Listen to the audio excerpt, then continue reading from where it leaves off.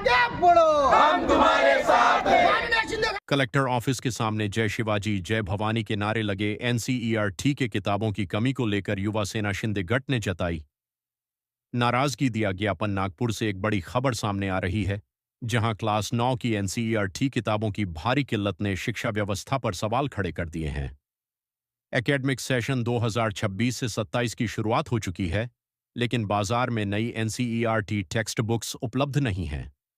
किताब विक्रेताओं के मुताबिक इन पुस्तकों के आने में अभी कम से कम 1 महीने की देरी हो सकती है। इस गंभीर मुद्दे को लेकर नागपुर जिला युवा सेना अध्यक्ष शिकायत में बताया गया है कि किताबों की कमी के कारण हजारों छात्र छात्राएं परेशान हैं।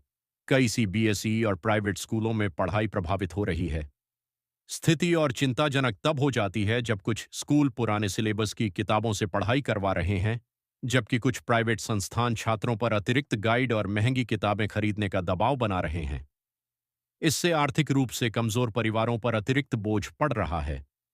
नए सर्कुलर और पुरानी किताबों के बीच के अंतर ने छात्रों के सामने भ्रम की स्थिति पैदा कर दी है। अब देखना होगा कि जिला प्रशासन इस समस्या पर कितनी जल्दी और प्रभावी कार्रवाई करता है, ताकि छात्रों का भविष्य प्रभावित न हो। शिंदे गट के युवा सेना शहर अध्यक्ष शरद सरोदे ने कहा कि इस और प्रशासन ने ध्यान नहीं दिया तो हम सड़कों पर भी उतर सकते हैं। नागपुर से रीता खरेतिया की रिपोर्ट। मागच्या वर्षी पण दादा असं झालं होतं का 8वी कक्षा 8th क्लास की जो किताबें थे 8वीची जे पुस्तके होती शाळा सुरू झालेल्या होत्या सीबीएसईच्या, तरी पण ते पुस्तकं आलेलं नव्हत्या। हे एनसीईआरटीने जे बुक्स काढलेले आहे, शाळेवाले म्हणतात की बुक्स आमच्याकडे अवेलेबल आहे आणि त्या बुक्सची ते दरम्यान किंमत ठेवतात ते लोक 15,000 16,000 12,000, म्हणजे ते दर पुष्कळ वाढवलेले आहे। आणि आम्हाला जेव्हा आमच्याकडे जेव्हा पालक आले आणि पालकांनी आमच्याकडे कंप्लेंट केली की शाळेवाले इतके पुस्तकाचे दर वाढून राहिले, युनिफॉर्मचे दर वाढवतात, सॉक्स आणि जुते, तर त्याकरिता मग आम्ही वेंडर्सशी भेटलो, जितके नागपूर शहरात वेंडर्स आहे त्यांच्याशी भेटलो आणि त्यांनी सांगितलं कि ये जो एनसीईआरटी का न्यू वर्जन बुक्स है ये तो आने की है, ते यायची आहे। एनसीईआरटी ने जे बुक छपून आतरवरी दिल्ली मार्केटमध्ये यायचे तर नागपुरात तर शक्यच नाही। तर ह्या सगळा घोड सुरू आहे। शाळेवाले फक्त पालकांना लुटून राहिले आणि पैसे जमा करून राहिले, हे शिक्षण विकून राहिले आहे। एका मुलाच्या शिक्षणाला पुस्तकाला मला सांगा 15,000 रुपये अगर लागत असेल तर कुणाला 2 मुलं राहतात, कुणाला 3 मुलं राहतात, त्यांना किती लागेल?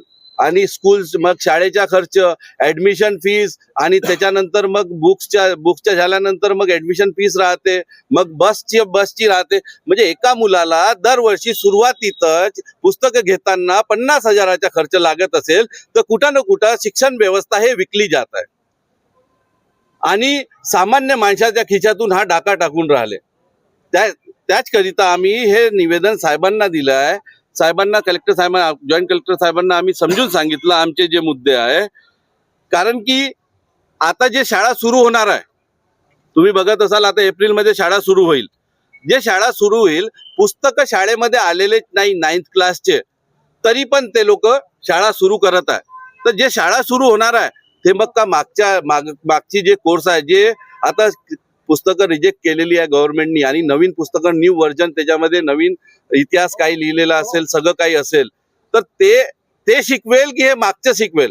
कारण की जे आता नवीन व्हर्जनची पुस्तकं येईल त्याच्यामधूनच 10वी मध्ये येईल, न की हे जे रिजेक्ट झालेली पुस्तकं त्याच्यामधून काय येईल।